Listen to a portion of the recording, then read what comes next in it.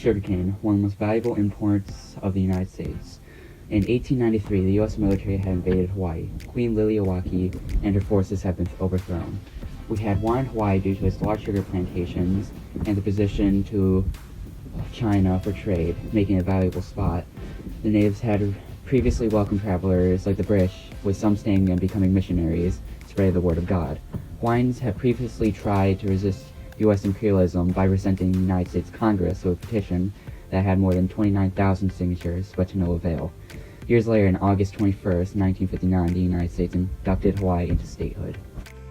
A cadre of powerful white planters, led by Sanford Dole and backed by U.S. Marines, orchestrated a coup with an eye to annexing Hawaii to the United States.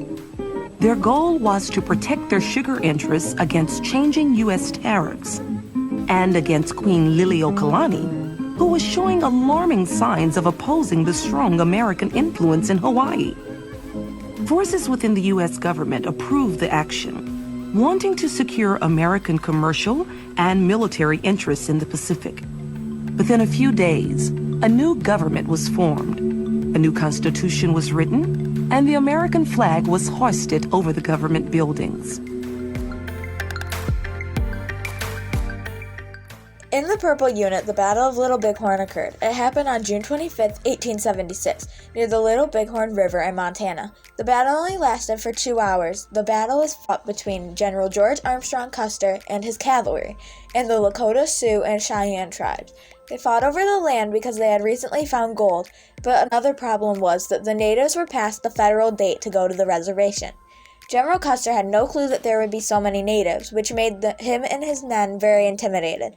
Even though Custer and his men were very intimidated, they still beat the natives.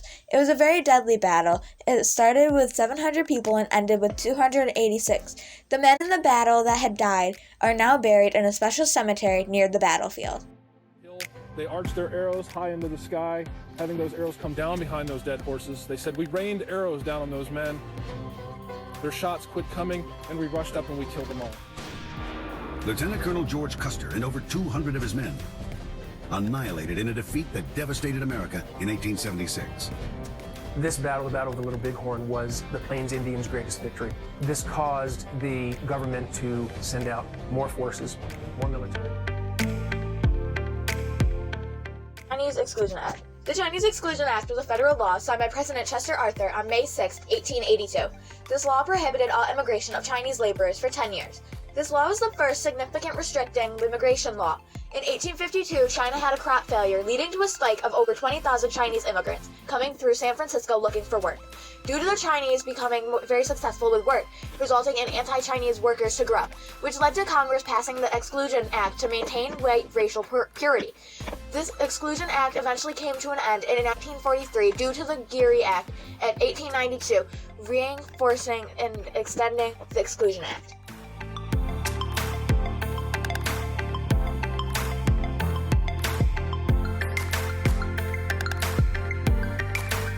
Chinese immigrants began flooding into the United States in the 1850s, attracted by opportunities in the American West.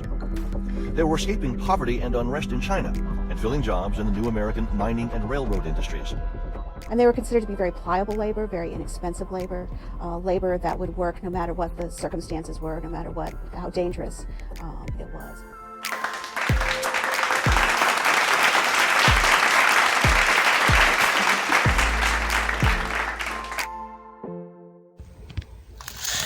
In the Purple Unit, the Battle of Little Bighorn occurred. It occurred on June 20...